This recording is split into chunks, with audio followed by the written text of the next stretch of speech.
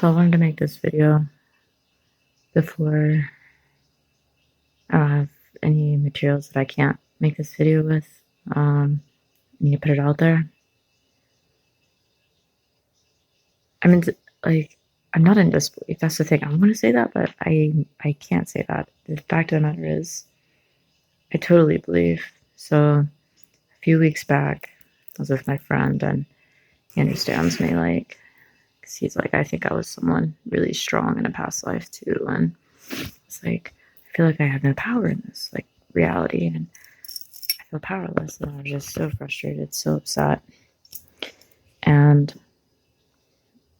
I decided, I was like, I need to do something about this. Like, I can't just, like, I was being kicked out. There's like so much going on. Money wise, like, nothing was really working out. And the money thing is on its way. So that's something that's working itself out too in the works. I mean, like, you can't expect these things to start overnight, but if you put in the work, if you put in the thought energy, it happens. So anyway, my friend and I guess I'll say his name's Jason. He's amazing. I've known him in a past life. He's a wizard, necromancer, a few things. But I came to this realization that what if we tried to write our reality down? We did like a ritual and used our DNA and everything. And we did. And the story that we wrote was really about, we ended up meeting someone who changes our life. We wrote about this like short, bigger guy who has all these different connections, like to like real estate, to artists, and super chatty, loves expensive wine, and helps us get a place. And then has a job for us in California.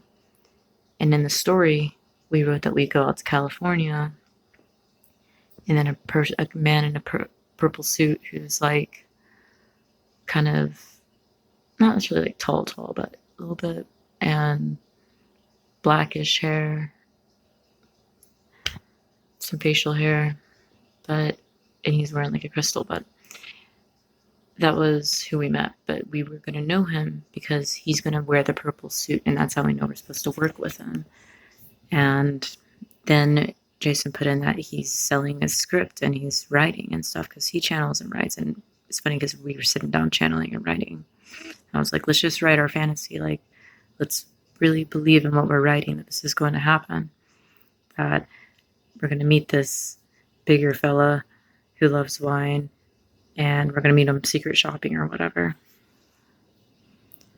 So pretty much like a week or two after that, I shit you not, it happens.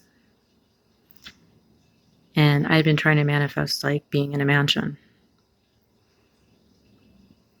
And things aren't exactly as they are in the book. Well, in the piece of paper we were writing on the short story, but there's a lot of telltales.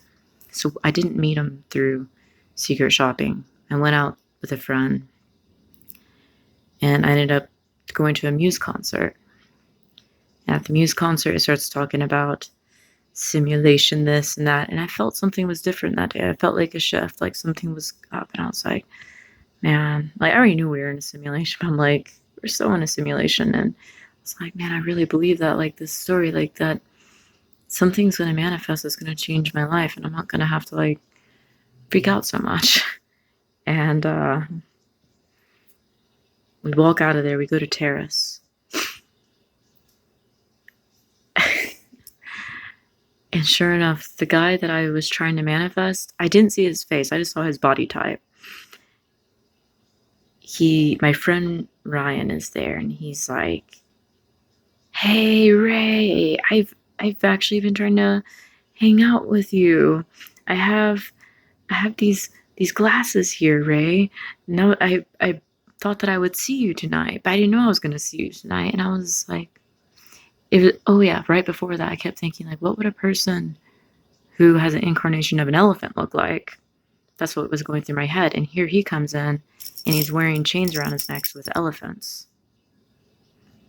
And then he's talking about his art, how he's going to make it big and this and that. And he's like, you're good because you're my friend and this is great. And I was like, well, I don't want to just like be good because I'm your friend. Like, I'm an artist too, and I want to do good with you. Like, I want to work with you. I want to like collab. I want to make something.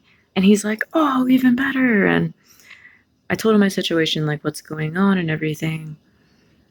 And I didn't expect anything to happen. But the very next day, he's like, I need you to come meet my friend Sarit. And you have a place here. I go over there. Let's go check it out. I'm not sure if this is permanent. Well, nothing's permanent, but it's a start. Whether I stay there for the month or whether I stay there for longer, I don't know. It's really up to me. But I go there. It's a gorgeous house.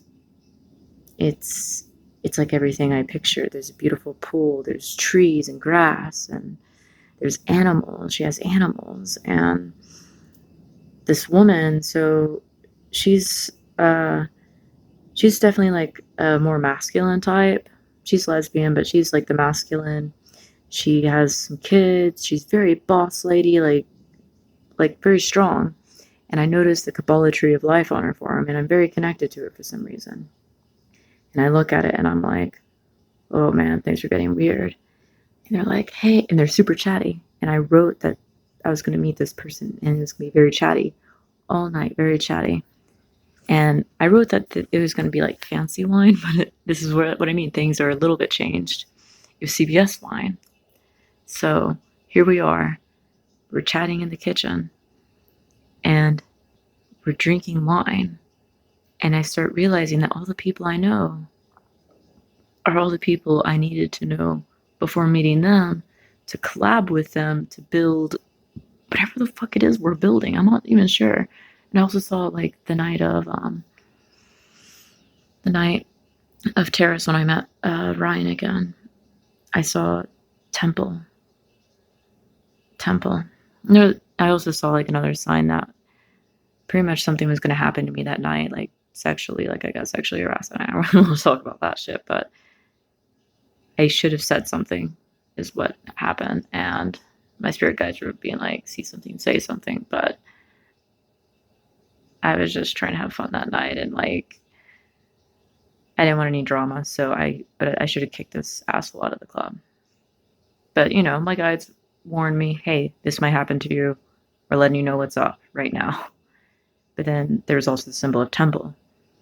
And I know someone who has a temple. And then I meet these artists, and she's the woman behind it all. He's this amazing artist who already has galleries, is like really fucking talented, and she's traveled like all over the world. And then here I come in, they're like, you're the missing key to all this. And I was like, holy shit, it's happening almost like just like my story, like that I wouldn't be the one being like, hey, I need no, like that they were gonna place me and it was all gonna work out. And here I am it's kind of like a mansion. It's not quite as big as a mansion, but it's definitely a bigger house for sure. It's huge.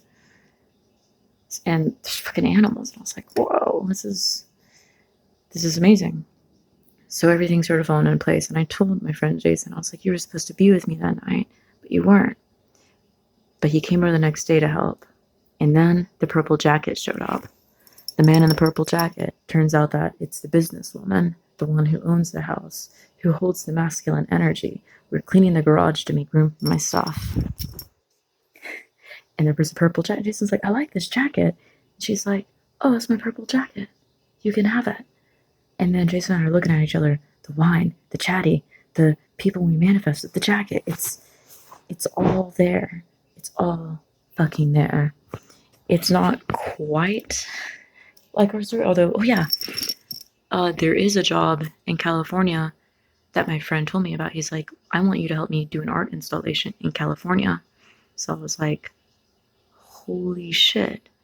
So it's not that he's sending me out there, I'm going with him out there. And now I'm trying to I have to rewrite the stories that way Jason could fit in a little bit better because he missed like one of those chances. But this is still like the quantum leap, the jump.